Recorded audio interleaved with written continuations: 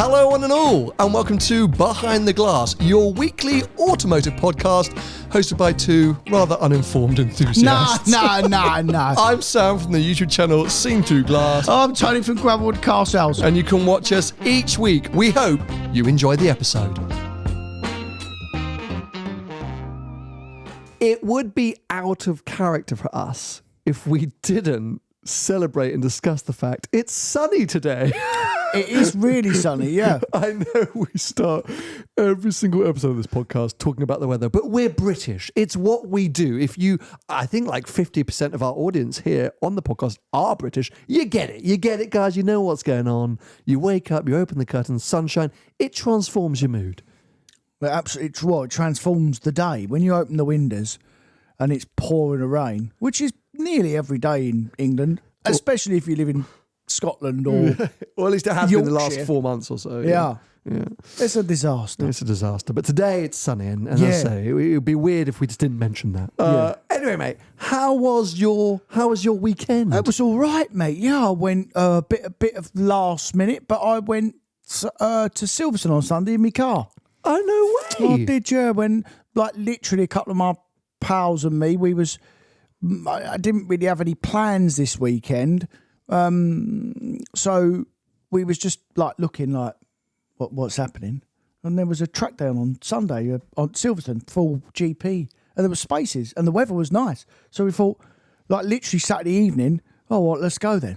Amazing. So in the GT3, off you went. Drove up in the GT3, went round all day flat out, and then drove back. I have now started to find a couple of flaws with that car. Oh, here we go. Yeah.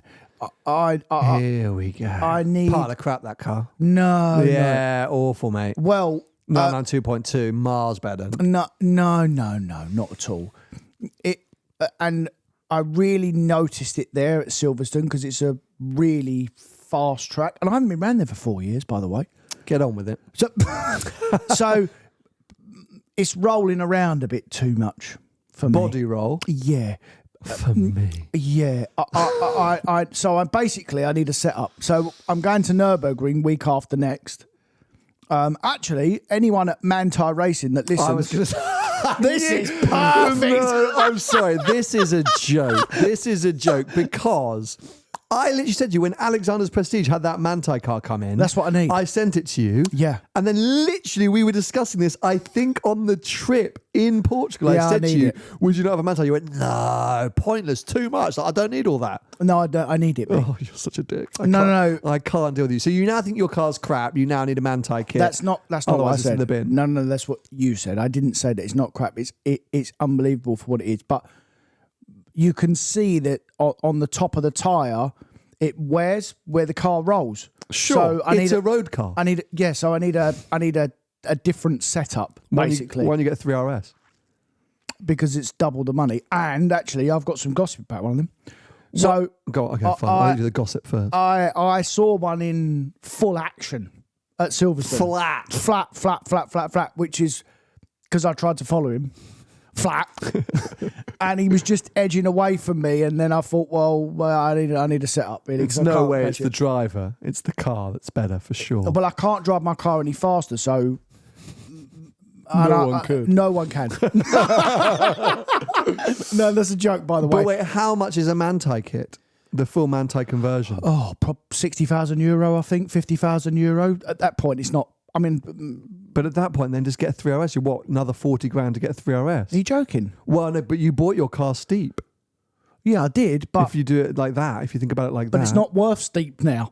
No, so I've got to pay another 150 grand. Oh, so I see what you're saying. Sorry, for a second and a half a lap. Yeah. Worth it though. Not really. No. Do you think that now? Look, I'm glad you figured out that you need to go and spend 60 grand on some. No, I don't. That's what you said. Canards for your car. Just to go a little bit faster around Silverstone. Just to prove to everyone you're so quick. Have you potentially got to the point where actually you need a race car? I don't know, mate, to be honest.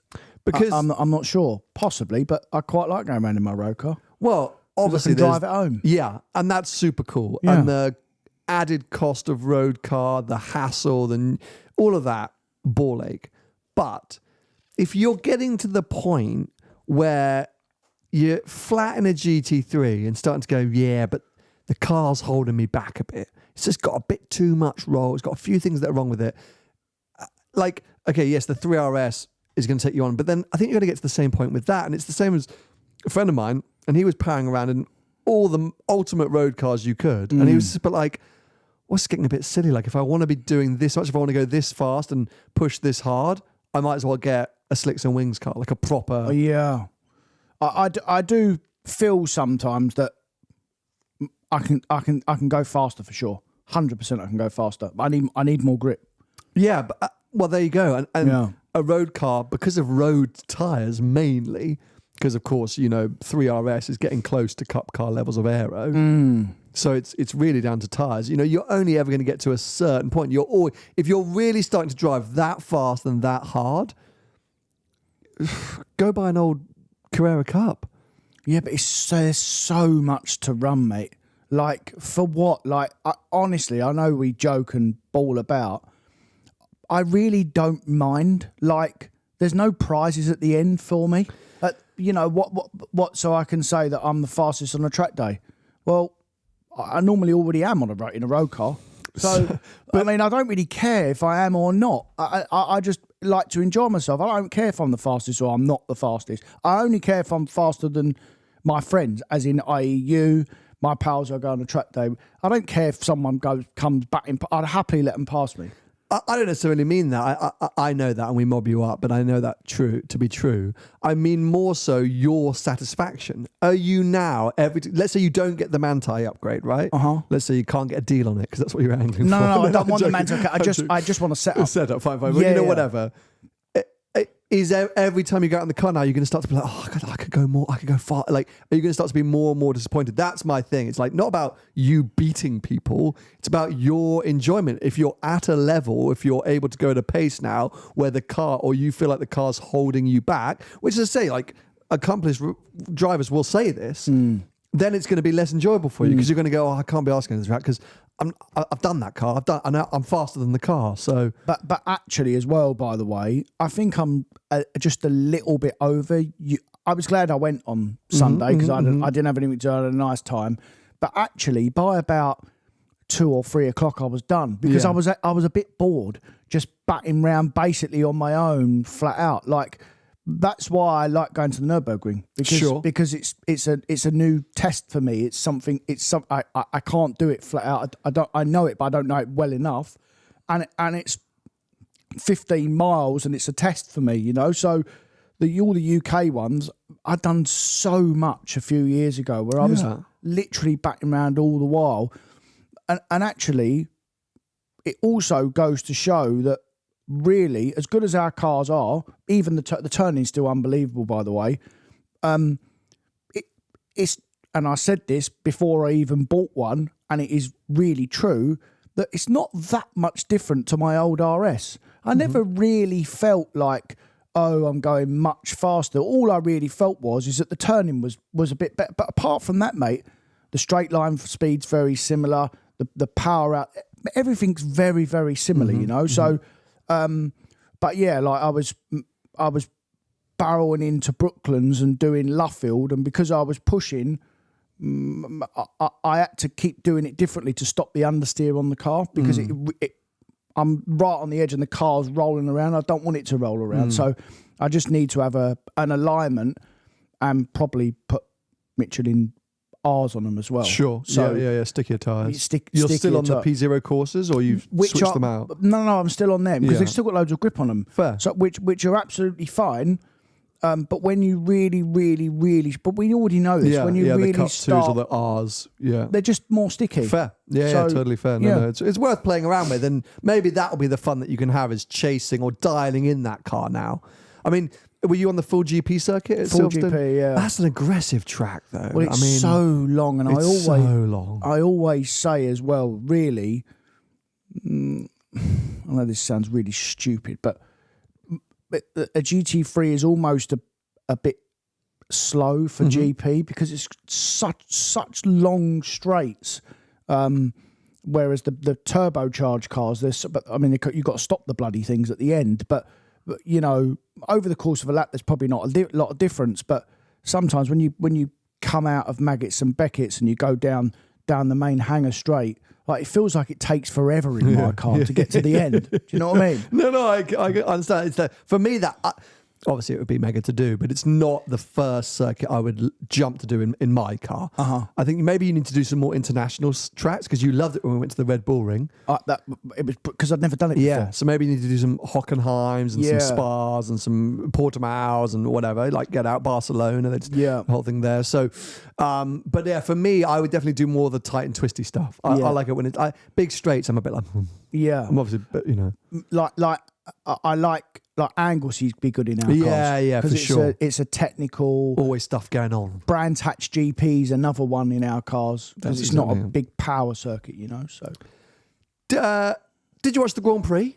I did, actually, yeah. I did watch the Grand Prix. I wasn't going to, and I got back from Silverstone, and I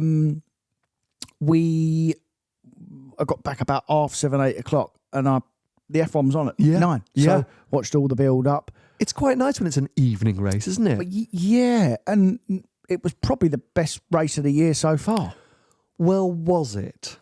Or was the result the best result? Well, there was some overtaking, which was good, because it's hard to overtake there, by the way. Clearly not. But in general... Because there was overtaking. But when you look in years gone by, it's a bit of a procession, isn't it, Miami? Well, I mean, is that the second year or the third year? I think it's the second year, isn't it? I think there's only been 2, maybe it's the third. Anyway, maybe it's the third. Yeah, maybe there's not been many, is there? I think the point you're making, though, is a good point. The overtakes looked exciting. They were around the outside. They were, it's the sort of technical parts made the racing look close and exciting. Yeah. And it wasn't seemingly all DRS. Yeah. That's why I think it was, DRS aided, but then was a lot of, back and forth. Yeah. Hamilton with the Hasses over the weekend was exciting. But there was lots of moves that made it look more exhilarating. But I think, take the safety car out, would you be saying, it was a great Grand Prix? Well, I think that's what made it. Yeah, I think both the yeah. virtual safety car and the actual safety car added in that spice of uncertainty. Yeah. Verstappen making uncharacteristic mistake. All of these things that added up to going like, that was actually watchable, because a lot of this year and last year, unless you are a diehard Verstappen fan, the races have been fairly ploddy. Mundane, that's the word. Look at that, you go.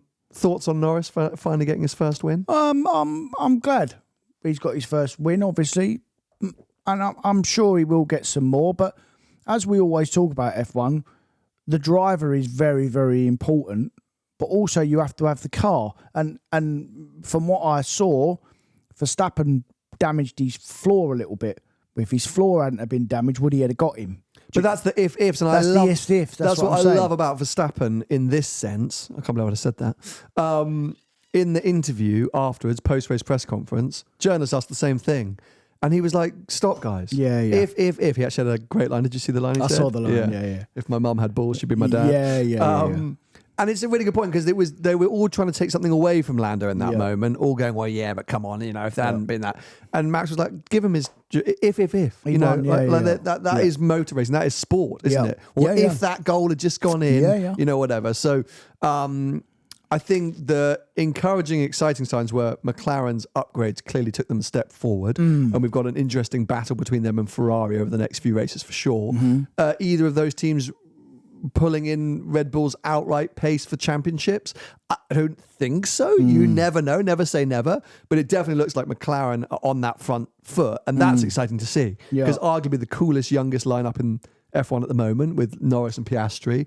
It's a heritage brand that we all want to do well. Yeah. To see Ferrari versus McLaren, and then as the years go on, Red Bull, Mercedes, Aston Martin in the mix. That's good. We like that. So, and I think them two cars could probably put some pressure on Perez. By the way, and this is where I come back to the bit where this is where the driver makes a difference, because if you compare Verstappen to Perez being in the same car, that's the difference. They might not be able to put any pressure on Max because he's a level again. But they could on Perez, essentially. For sure. So Yeah, wait and see about it. We'll wait and see. Mix it up. There was a little tiny glimmer of hope for the rest of the year. It was like, ooh, this is exciting. And that's now 2 races this year. Verstappen hasn't won. Yeah. So we're already doing better than last year. Literally, yeah. Anyway, we have a lot of car news to discuss. Which is good. I mean, it's completely unlike us to be talking about relevant car news. And even more excitingly, it's non-EV car news. Unbelievable. We have combustion-engined cars to discuss. Right. And I think we've got to just dive in straight away to, wait for it, Tony, the Ferrari 12 Cilindri. Is that what it's called? Because I had no idea what it was called. So, written on paper, it's the number 12 and then Cilindri, which is Italian for cylinders. Right, so it's like an Italian bloke like me, basically. It's a margarita pizza. Literally, yeah. Quattro formaggi, please. So, in all of their press materials and all of the on all the spoken presentations, it was 12 Cilindri, which I like, but let's face it, no one's going to get right, especially, sorry guys, the Americans. Or me. It's the 12 Cilindri. I mean, what am I going to call it? Well, what's it going to become? It's going to become the 12 cylinder, isn't it? Yeah. Oh, yeah, he's got a 12 cylinder. That's what it's going to become, isn't it? The 12 cylinder. V12 DC. Yeah. No, not the. No. No. I don't know. I mean, yeah, I want to stick to. I'm going to call it the 12 Cilindri. Of course you are. Because I'm a dick. I'm a dickichi katinchichi. Anyway, now look, visually, I'm a huge fan. Yeah. I saw this. I actually thought initially it was a new Icona series, like the Daytona or the Monza. That's what it looks like. It's essentially a modern day Daytona. I mean, the 365 Daytona, loads of inspiration from that. A decent step forward design-wise, I think, from the 812 Superfast. It felt like the internet was completely undecided. What are your thoughts? I like it. Yeah. Pretty. Yeah, it looks a little bit more modern inside now. It's got a bigger screen as well. What do you think about the back with that kind of bulbous rear end with all the black on it? Well, yeah, I mean, it looks a little bit like the Competizione, no? Yeah, you're right. It's got that vibe. Yeah. Styling-wise, I was like, hello. Yeah. So I immediately started to read all the articles and look at the videos. Essentially, what we're looking at here, I think, is the F8 Tributo of the Ferrari V12. Yeah, it's a 812 Superfast with a skirt. It's a send-off special. Yeah. Because all of us expected this to be a hybrid V12. That's what we've always heard, is the next front-engine V12 from Ferrari is going to be a hybrid to rival the Revuelto and God knows what else. So this feels like a bit of a stopgap to be like, before we go hybrid, here is one last hurrah for the big natural aspirated V12, hence why it's called the 12 Cilindri. And it's amazing how long they've been getting away with that, by the way, because the last time I heard that was the the F12 TDF, the last naturally aspirated car, the Superfast was going to be a hybrid. And then that is really the last one, guys, because the Competizione will be a hybrid. Nope, it's going to be a V12. Now, there's the next one will 110% be a hybrid. It's a V12. I totally understand what you're saying. I think the only reason that I believe we're heading in that direction is on paper and naming-wise, this suggests a similar path to the F8 Tributo. Right. Because that was a tribute to the engine, the V8 send-off, that engine that won 1,000 awards because Ferrari managed to pay all the award companies for it to keep winning. This is, named the 12-cylinder. And it is basically an 812 Superfast. So the stats are really weird. It's like 30 horsepower more, but 30 pound-foot of torque less. It's like a little bit heavier, but a little bit smaller. And there's not really a lot else going on. There's a bit more active aero. It's got some Competizione in there as well. It's got rear wheel steer from the Competizione. It's got the new 8-speed gearbox, not the 7-speed. Yeah. It's got the new ABS Evo from the 296. It's a bit of a part spin car, which is why I'm saying it doesn't quite add up. This is not a whole new glorified front engine GT from Ferrari. This very much feels like a little bit of lipstick. Stopgap. A stopgap, which I'm not complaining about because I think it looks amazing. Yeah. But I am complaining about when you look at the price. Well, the reason why they do these stopgaps as well, by the way, is because they have to refresh stuff. So I've said this before, the 812 had its shelf life, as in there was no more people buying them. So they go, well, if there's no more people buying them, we just need to change it a little bit, repackage it up, take the old wrapping off, repackage it, and then sell it for 50 grand more. It's a completely new car. Is it 50 grand more? Because it starts at 395,000 euros. Start? What was the start price of an 812? About 330, 340. Oh, was it? Yeah. Okay, fair. Sorry. I couldn't remember. I thought it was a 2 something. I thought it was a 275 or 285. No, I'm sure it started with a 3. I thought that was the GTS. Let's see. Let's bring it up. Yeah, have a quick look. A little bit of active research. Wow. But if that's 80 grand more, mate, I mean, that's super fast. Price 2017, was it? 18, wasn't it? 18. Jan 2017. Here we go. Watch Ferrari 812 review. Get down to the price. Come on, Car Magazine. Don't let me down. Wow. Car Magazine, where are you? Oh, no, you haven't given me the price, Car Magazine. It can't be. Hold on, mate. We're going to find it. 270. You would know way better than I would, but I'm pretty sure it started with a 3. Love a bit of live research, don't we? I'm sipping a coffee. Oh. Original price for the 812 Superfast? £253,000. Oh, mate, that went up, though. Of course it did. Yeah. And I think you're thinking of the GTS. Fair. But I'm talking about at launch. So at launch, it's £100,000 more than the 812 Superfast was. Yeah, you lost the plot. That's crazy, isn't it? Yeah. Oh, wow. And if we follow that, the thing is, it will be great. Whilst on paper it might not look revolutionary, we all know with Ferraris they don't have to do a lot for them to somehow still be great. Apparently this is very quiet. It also fits in line with the latest EU regs. Apparently it's basically silent outside, but they've done a lot of work to pump that noise inside. They did with the 296. Yeah, exactly. So it's a lot of work on the inside. But that's £500,000 car that is spec'd. Spec'd up easily. Yeah. I mean, the Spider, which they've launched at the same time, which is quite weird from Ferrari, 435,000 euros. Well, they've done that with the F8. Yeah. Very similar. It's a new tactic they're doing of launching Spider and Coupe at the same time. You know why they do that, don't you? Why? Because they'll get people to buy the Coupe if you want the Spider. But why though? Because they're both out at the same time. That's what they used to do. Well, they're still doing it now, mate. 100% they do it now because that's partly a reason why. It's almost like you can't just have the Spider. You say, there's the Coupe. Have the Coupe now and order the Spider and wait for the Spider. So but they're out at the same time. Yeah, they are at the same time, but the Coupe will be made first, essentially. Look at the 296s. Yeah, but the Spider... Oh, no, Spider was launched at the same time, Very similar time, mate. But the Spiders come through 8-10 months, year later. But was it the same time or was it similar time? Because that's the huge difference. Yeah. The same time is different to a similar time. Because if it's 6 months, that's what's happened. You fill the order books with the Coupe and then 6 months later you go, and then there's a Spider coming, you can replace your Coupe with it. Yeah, but they okay, maybe they have done this a little bit earlier, but with the F8 as well, it wasn't exactly the same time. There was a bit of a gap. I think that's the key. That's why it's an interesting tactic for here. They did the 812 Competizione and Aperta at the same time, for sure. Fair. But I think usually they leave that gap for exactly that. Everyone calls up, says, great, I want this 12 Cilindri, perfect. And then in 6 months' time, they go, the Spider's coming. Your car's going to be here in 3 months, but you can order a Spider now and replace it in 12 months after that. Or maybe they're just not going to make many of them and they're happy to run the 2. Potentially. Possibly. The thing is, when you look at this, as great as it is and as much as I love it, it's impossible to ignore what good value, in inverted commas, 812 Superfast become. Yes, Tony, it's time for Stock Watch.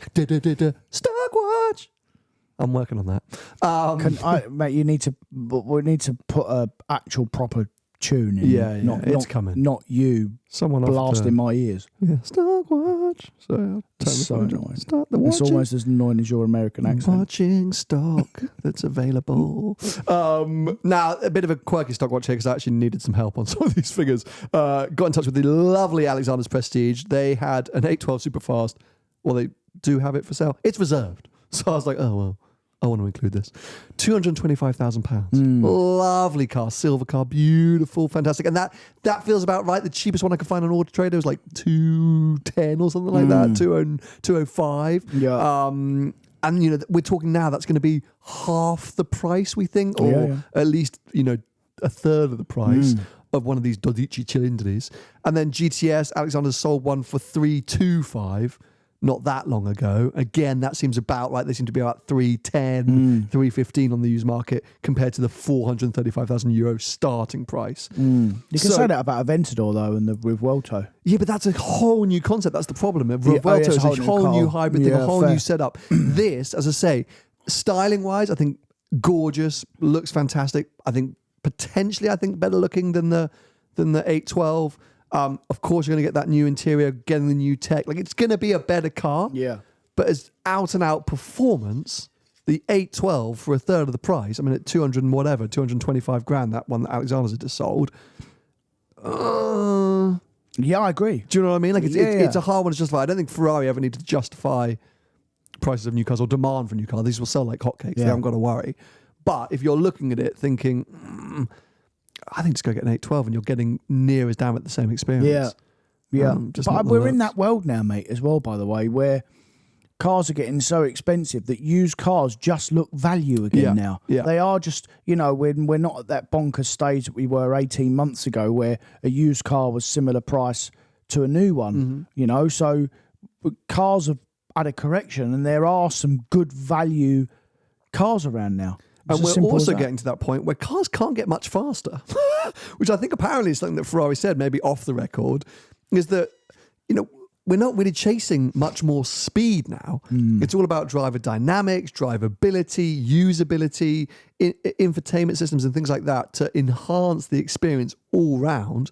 Come out saying, that I think Ferrari have said officially that their EV cars aren't going to be hugely faster than the combustion engine stuff because this is good. I mean, for on-road and on-track performance, this is pretty much as you need. 800 odd horsepower, getting close to 900. Similar levels of pound-foot of torque, 700, 800 pound-foot of torque.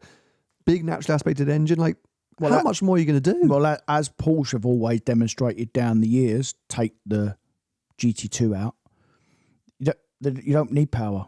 It's brakes and tyres. Yeah. Brakes, tyres and suspension. And even when you look at most race cars, again, take Formula One out, you look at most race cars, they're 550 horsepower. Yeah, limited in lots of places. Yeah, the road car equivalent is faster in a straight line. It's all brakes and tyres and suspension. Yeah. So, that won't be very good on track, by the way, because it'll be heavy and wallowy and it'll be fine. But if you've got a proper driver in it, after 2 laps, you'd be fuming. Yeah, well, and it's heavier than the 812 as well. I mean, only a tiny bit, but it is heavier. Yeah. But I mean, the Grand Tours were never destined for track. I remember driving the 812 Super Fast on track at launch. It's more impressive than you would think. It's a really good car. It's a really good car, but you're right. If you're actually looking to do track times and properly track something, that's not necessarily going to be the car for you. But, anyway, bravo for I'm glad they've done it. A lot of people say Instagram didn't like the design, but I'm a big fan of the design. Oh, it looks nice. Yeah, and whilst it's only small tweaks, I think it's good. I'd rather they did that now than we sit around with 812s for a few more years and then suddenly come out with this hybrid thing. I'm a fan of this, but people won't be surprised to hear me say that. I'm not a fan of the price, though. No. It does have a rival, though. What? The upcoming Aston Martin Vanquish. That money? I mean, I'm assuming so. Have they said anything about money? No. So, new Vanquish will be DBS replacement. It's gaining 100 horsepower over the outgoing DBS. We're going to be 824 horsepower. Massive step up in torque as well. It's going to be a super limited car apparently, so they're going to do these various versions. But based on the DB12 and the Vantage, which I'm driving this week, I'm intrigued and excited by that because they've been getting it right, Aston Martin, and they've been moving their products a lot closer. And this is going to be their sort of flagship GT car, even if it's 50 grand less. I mean, it won't be, will it, because they're idiots, but they could go really well here by pricing this car. What was the 812? What was the Dodici Cilindri is 395. If this car's priced at 325, you got an option. Yeah, I mean, you got an option. The thing is that the whole as good Aston Martin are much better now, and what I like about Aston Martin is they have completely changed the way they market and build a car. Obviously, the old Vantages and the old DB9s, they were like take the piss car, 150, 200 grand for basically a car that was 30 years old underneath. Whereas now, they are writing checks that they can cash, essentially, as in the cars are much nicer inside, they drive properly, or much better at least. So, we have to give them the benefit of the doubt. I still think it's too much money because, as far as I'm concerned, there isn't a brand in the world that competes with Ferrari in terms of brand value, But if a brand can, because of they have got some. How would you say it? They've got heritage. They've got some heritage. Aston Martin, as a company, they don't make any money, and very well they might do now. Still don't think they do, but they might do now. They haven't over the years, but they have some heritage and some value. So you'd like to think if someone was going to, hold a candle to Ferrari, it could be Aston Martin. But sometimes, mate, you just have to say, well, look, we're not competing with Ferrari. But here's an alternative. This is because I don't think anyone can compete with Ferrari, Yeah, no, I know what you mean, but I think, as you say, as an alternative, I think it's interesting. I think DB12 was fantastic, and I think this sounds, on paper at least, sounds interesting. And if they're going down a super limited sort of version of, different specs, different versions, small numbers, I think it's one to watch. That I think it could be really cool. So they've released some clips of the engine. I don't know when we'll see the full car. I'd be really, really interested to see what you think about the new Vantage. Actually, I want to drive that car as well because the old one was definitely better, with the AMG, but it was still crap inside. But now they've brought that forward, and okay, there's a price tag attached to it, but you pay for what you get for in this world. And I still maybe think it's too much money, but it even has enticed me in a little bit to make me think I wouldn't buy one, but it's made me think like, I'd like to have a go, yeah. I mean that's better. They're on the right track. Yeah, because I think the old Vantage as well, it was very much sporty C63. Yeah, it wasn't fantastic to drive. It was good, it was nice, but it wasn't an Aston through and through, and it wasn't like, wow, this thing really competes. Where on paper, at least, this new one suggests that it's going to really like put its foot in there. Yeah, but actually, when you look at that old Aston, by the way, it was taking the mickey how much they were asking for it new, but actually now at 80 grand as a used car. Super cool. It's a good car, mate, because if you compare it to an AMG GTS, which is still 60 grand, by the way, as a bit of flash for your cash, it's not a bad car for 80 grand, 75, 80 grand now. I agree. It looks fantastic, I think, and looks more than that. So if you turn up somewhere, it's always that, that old Jeremy Clarkson line, if you turn up somewhere in that car, people are definitely going to turn their heads and assume it's a lot more expensive, a lot more valuable, and it makes a good noise and goes down the road. But, it's just that thing where if you put it up against some of its other rivals, it is a little bit lacking maybe. But you're right, against an AMG GTS, Vantage, I think. And by the way, another one that now again that now looks value is the McLarens. I mean, unbelievable value. Like that literally looks like a supercar, mate. But which one? 570S, like literally any of them, mate. But 720S. But with a warning of, I would go as late a model production year as possible. So price, yes, but for me, it's 2022 onwards. Fair, but with a price adjustment, what I'm saying to you is that let's forget about the problems. Let's look at the car and what you get, because older cars, you get problems. Full stop. Doesn't matter what brand it is, you're going to get a problem. So take that bit out and just look at the car, because you get a problem with an old Aston Martin, you get a problem with an old BMW, you get a problem with all of them, mate. Well, take a 2018 570S versus a 2018 488 and a 2018 Huracan. They don't compete with them though. It's a different car. It's a supercar. It's supposed to be a sports car. Put it to a 911. Well, so okay, 2018 GT3. You'd probably compare the 570S with like the previous gen 991.2 turbo. Fine. Okay, so 2018 991.2 Turbo S versus a 570S. Well, for money, I mean, one of them still easily over 100 grand. The Porsche. Okay, yes, reliability it will definitely be better, but actually pull up outside a restaurant in a car that's 25 grand cheaper easily than the turbo. Just a normal human being with the doors going up. It's a McLaren. You think it's 150 grand car. So that's what I'm saying. Yeah. Like when you look at it as an actual car, it's unbelievable value. Well, I'm with you. I'm shocked to hear you say it, which is why I'm questioning you so much. But it's the same with the Aston Martin. It's the first time you've ever argued that an old used car is a great option. I wouldn't say I'd buy one. And I'm also just a saying. McLaren. I know. But I'm not saying to buy one. I'm saying look for at someone else to buy one. Absolutely, yeah. As a package. Have you just got a McLaren into stock? No. What's happened to you this morning? No. But I'm saying the same thing about Aston Martin. New prices, forget about it. You wouldn't even consider it. But if you've got a 75 or 80 grand budget and you want to live with a problem, because by the way, a lot of cars of that age have problems, why would you not consider the McLaren or an Aston Martin? Because they're all, at that point, they're all crap anyway. Well, here's my thing, okay? So this is my honest advice on that, being someone who loves to live in older cars and problems. By the way, we need to talk about my challenge to dial at some point, but maybe not this week. Oh, God.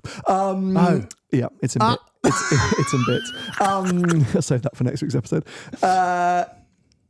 The problem that you've inherently got is the after sales or the servicing or the running experience. So let's say an old Aston Martin Vantage, even if you're buying independently or more appropriately through an actual Aston Martin dealer, which, let's face it, they don't charge huge premiums. I looked at a Rapide S from an Aston dealer, which was like 50 grand, and it comes with their incredible used warranty program. I can't remember what it was called, but same as like Porsche or whatever, you get the full inspection, you get warranty seal of approval, you get 2 years warranty, you get additional packs, all these things like that. McLaren, firstly, don't like to take back some of their old stock. And whilst they do offer programs, their after-sales care and service tends to be a bit crap. And they're very limited specialists. But the difference with Lamborghini, Ferrari, Aston Martin is the specialists. Yeah, I agree. That's the problem with McLaren. So you're right in the sense of, look, old cars have problems. I'm the king of that. I'm more than happy with that. I take it on. And I'm a McLaren fan. Deep down, I'm a McLaren fan. And I've said to everyone, if the car works, you are in a fantastic bit of kit. Yeah. But I think they ironed out a lot of their problems during lockdown. So 2021, 2022. So if I was looking at a McLaren, I'd always want to buy a newer model. So post 2021, for me personally.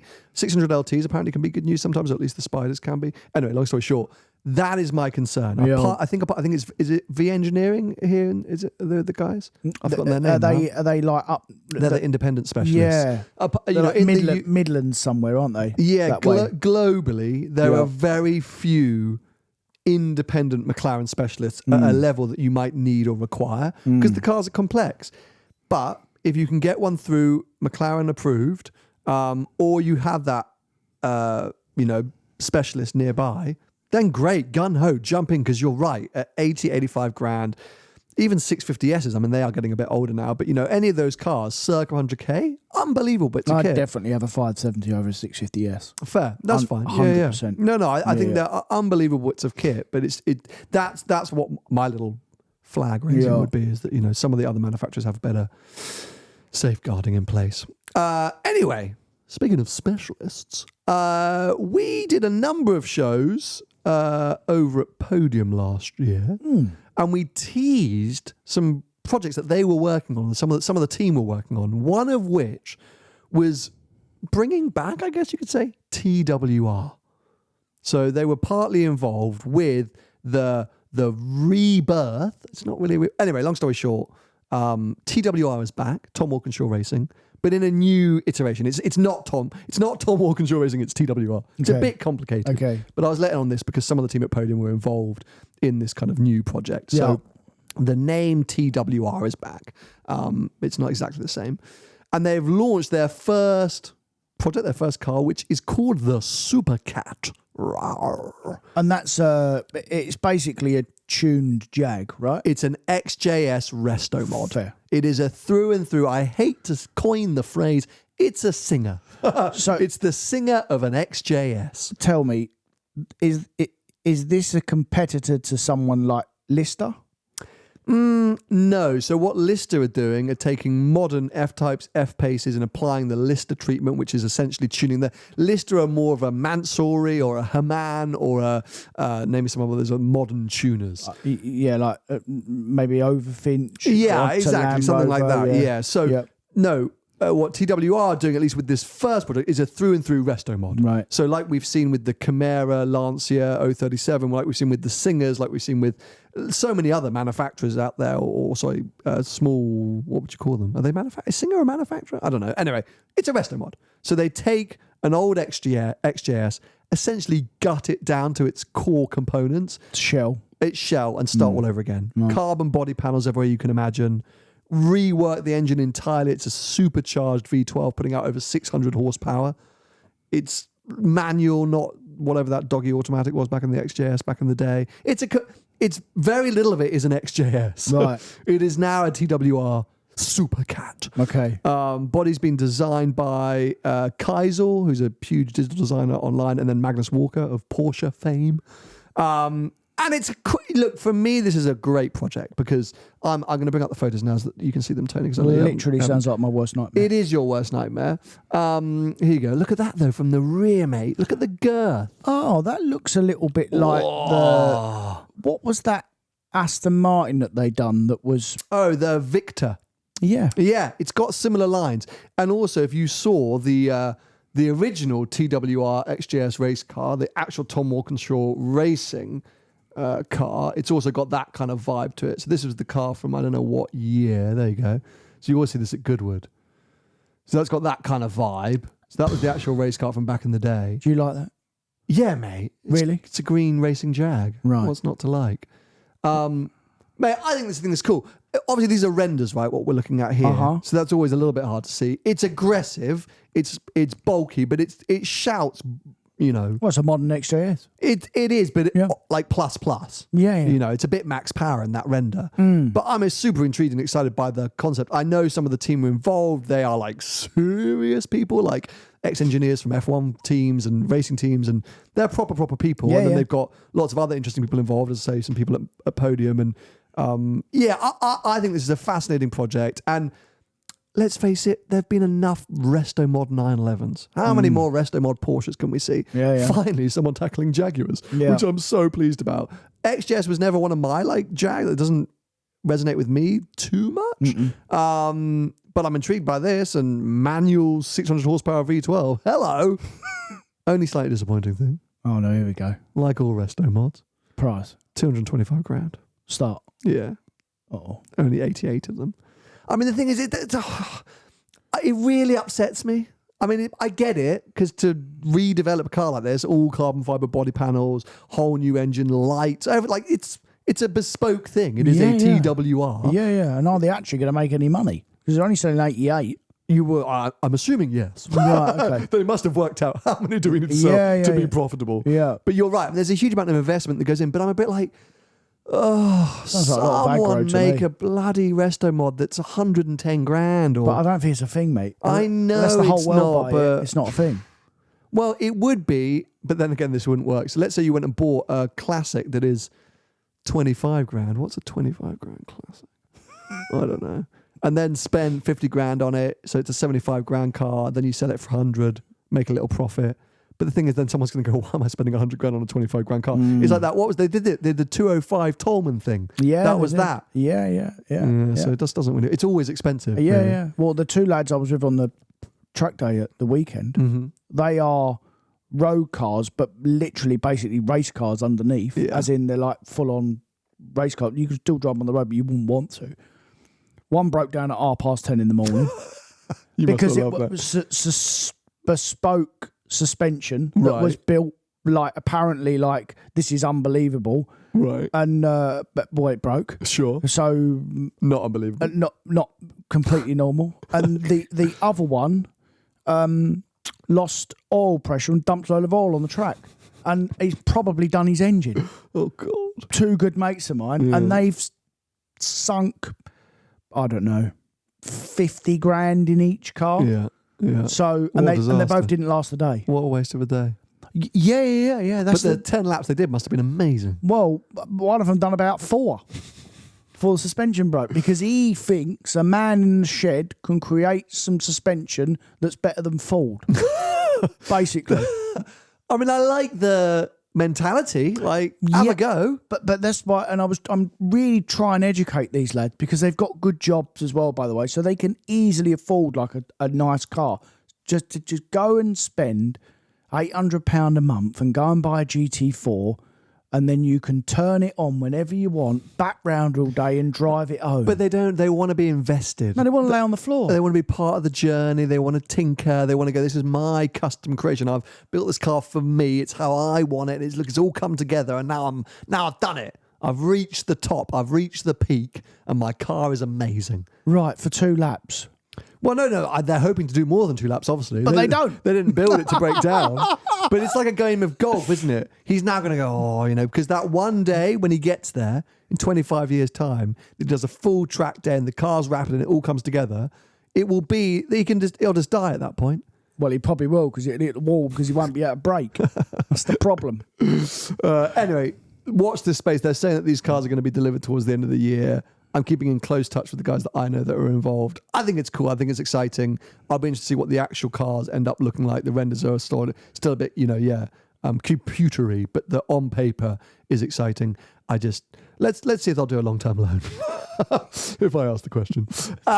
Anyway, speaking of GT4s, now this is an interesting one, which I've got a little bit of an inside scoop on.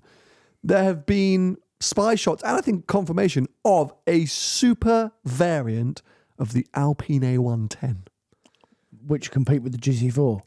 GT4 RS. It is going after the GT4 RS's Nürburgring lap time. Is it? So I'm going to call it the Ocon edition, because to name drop, I was recently hanging out with Esteban, or SD, as I definitely didn't call him, and he didn't say I could call him. No. And he told me about this project. So I did some stuff with Castrol, some filming stuff. It's going to come out, I guess, in the weeks ahead. Their partnership with the Alpine F1 team. Yeah. So we did some filming with Esteban. So I got to hang out with them and have a chat about cars. We'll talk about it more. I think once the content comes out, I'll tell you more about the day. But he told me about this project, and it is it's the amount of, it's a bit like a Project 8. The amount of engineering that has gone into creating this special. It's not like, let's just stick a wing on it and take some weight out and off we go. They've had to change the gearbox because the amount of torque, it's 50% more torque than a standard A110, which means that the old gearbox, the 7-speed, couldn't handle the torque. So they've had to put in the 6-speed from the Megane RS Ultimate, the final version of that. And apparently that has to change the entire engine bay layout. Mm-hmm. So they've had to redesign the engine bay for this different gearbox. They are aiming for it to be under a ton, so under 1,000 kilos. Still a 2-litre engine? Still a 2-litre engine. They've just changed it up. I've got the facts here on a sec. 30 to 40 horsepower increase. We don't have none of this has been fully confirmed yet. This is all just what's expected. Mm-hmm. So the power to weight will be the same as the 4RS if it's under 1,000 kilos. Yeah. And that's what they're really going after. It is loads of aero. Let me bring up a photo for you again. It does look like a full-on race car. Was it Merc associated engine, that car? No. It's a proper Alpine engine, isn't it? Little Alpine engine. There you go. That's what it looks like. Intakes and blah, blah, blah. Sits really low, loads of canards, super aggressive. Looks cool, doesn't it? It looks super cool. They're going to do 110 units. Uh-oh. 250,000 euros. No way. Mm-hmm. Mate, that's a joke. Dead, right? 330 horsepower, they're saying. If you put it on race fuel, it does 345. They're going to do 110 units? 110 units. That many? That's what they're aiming for. Worldwide, they're going to find 110 people to... I mean, they can't sell I think they'll find 110 people in France. Do you know what I mean? Because it's the only place you see Alpine A110s. Yeah, but they don't really sell them here. No, that's what I mean. Like that market is... You've got Esteban developing it. It's Alpine. And this is the whole thing, because that A110 is supposed to die. It doesn't meet all the safety regulations that now cars have to comply with. But they got a special concession to build it for a few more years, as long as they only made 1,500 units, I think, or something like that. So this is part of that as a kind of last hurrah before they have to kill it off. I mean, look, I think it's going to be spectacular. SD, there you go, name drop again. Ocon. Was like so excited about this. He's excited about it? He was blown away. He's like, this thing is amazing. Yeah. I would say he's not really your kind of car guy. Okay. I know we don't like that term here, but his personal cars definitely things that you would run away from. What are they? Well, you can't really say. I don't know if I can say. Should I? But they're not a bit of me. Definitely not a bit of you. Okay, fine. I think probably. I'd like to have a go at that. I definitely wouldn't buy one, but I'd love to have a go at it. Yeah, I think it would be mega. Yeah. I think it would be mega. He was just saying it was incredible, and they're just focusing everything on the Nürburgring. That's the time they're going after. It will be wild. Everyone says that A110R is amazing. I was supposed to drive one a few months ago, but I got caught up in another project. I'd like to have a go in that as well. But yeah, this thing is supposed to be the dog's bollocks. I mean, if he says it's mega, we can't really knock him. Can't really question him. He's won a bloody Grand Prix. Bloody F1 driver. Yeah. I mean, even if you're a bad F1 driver, you're still better than any driver you know. And a lovely guy. Yeah. Good friend of mine, /not. Anyway, final thing I wanted to touch on today. Toyota Land Cruiser. What, there's a new one out?